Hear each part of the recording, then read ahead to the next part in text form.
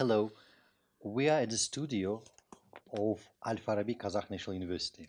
My name is Professor Rafis Abazov. I am a director for Ban Ki-moon Institute for Sustainable Development.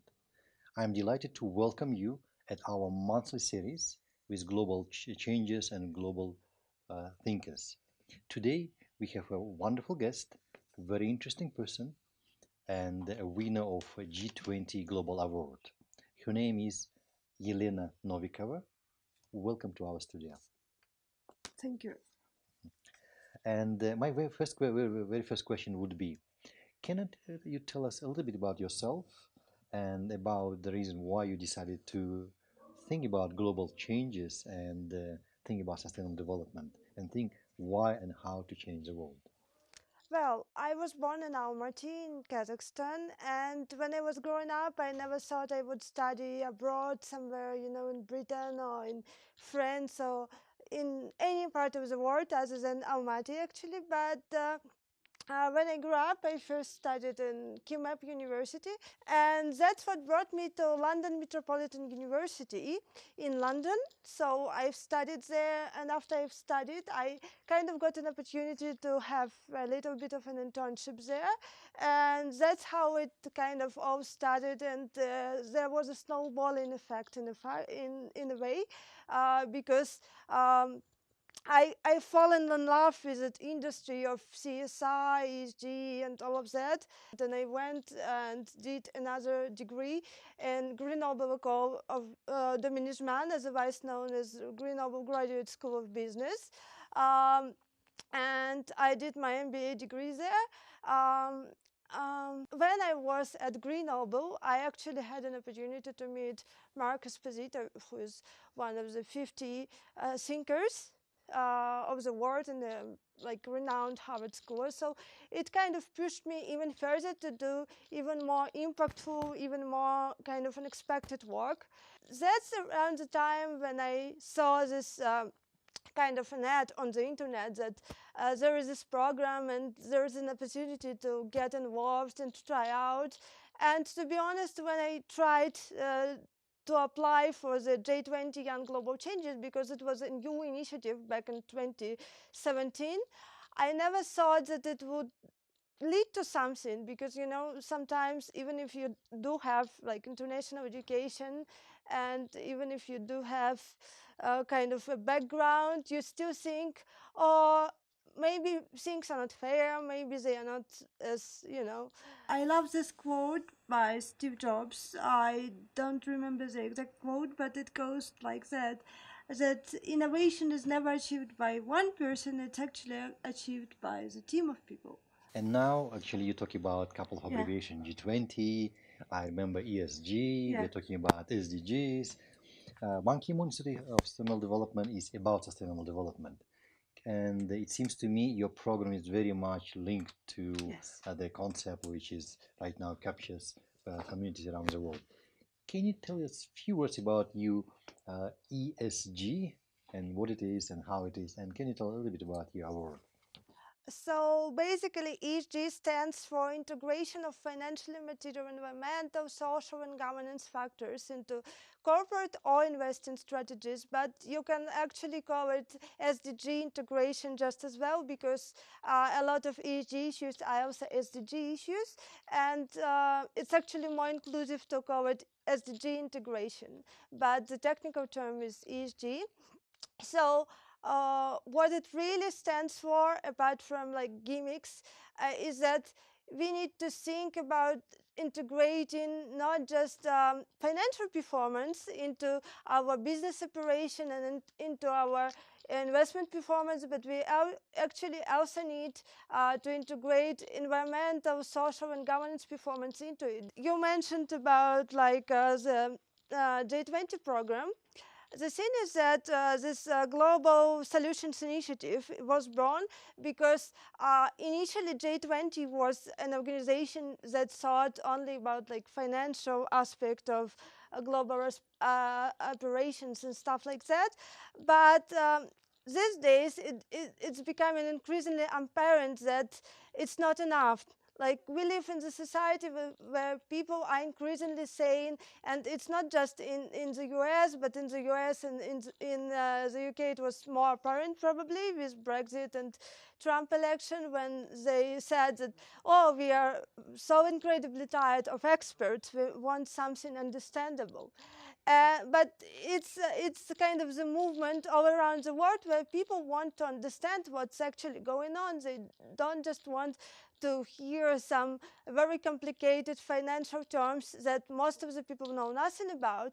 So what this Global Solutions Initiative is all about is to make all this talk about, finance and policy a little bit more humanistic. What was the most challenging part of your research or writing your proposal? The most challenging part of my research was probably the fact that,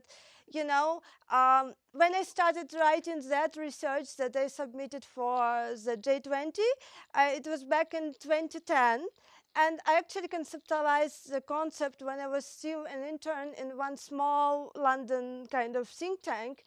And I spotted the gap in the research, and I came to my boss and I said, okay, here's the gap in the research, and do you want to do something about it?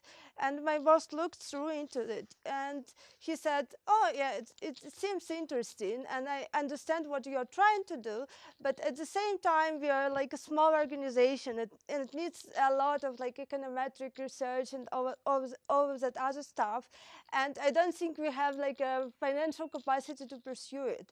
So because I believed in that idea, I thought that's not going to stop me.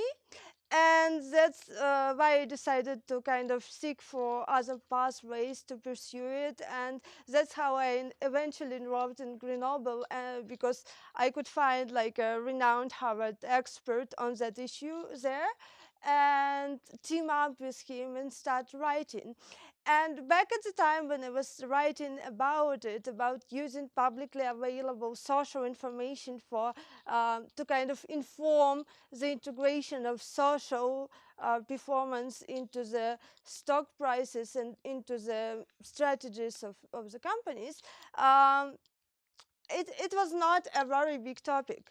Like just last year in 2017, the Green Finance Study Group, which is now called Sustainable Finance Study Group under the J20, they've written something similar about like environmental information and use of the PADE, which is publicly available environmental information. So it's only starting even in the issues where it's much more easier to integrate quantifiable information. And in social, it's not even, like it's starting, but it's very, very kind of basic stuff happening now. So when I started back in 2010, everybody was looking at me like, what are you doing? Why are you doing it?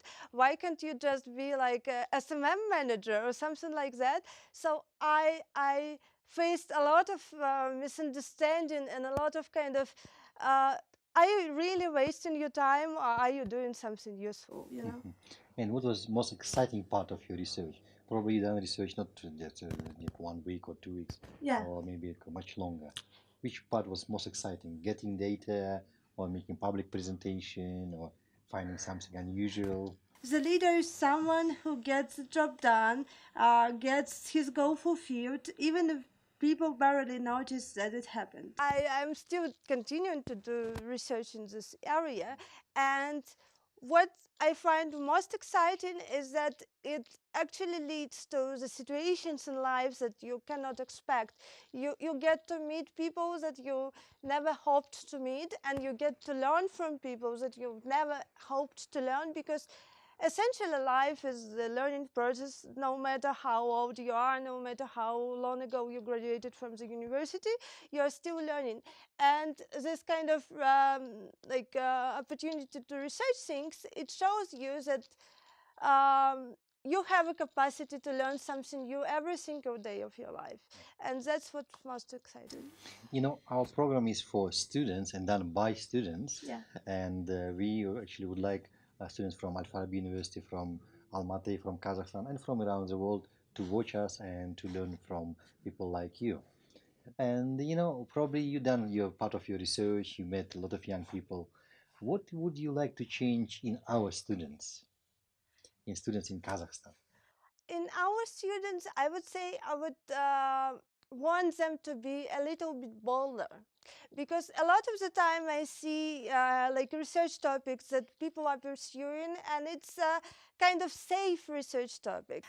Why don't we just start researching our own, like develop our own practices, and other people can maybe adopt our own practices to their countries. So just be a little bit bolder, try something new, and maybe it's so much better than whatever other countries are coming up with. So don't just focus on bringing something foreign to our country, just be bold, you know. Mhm.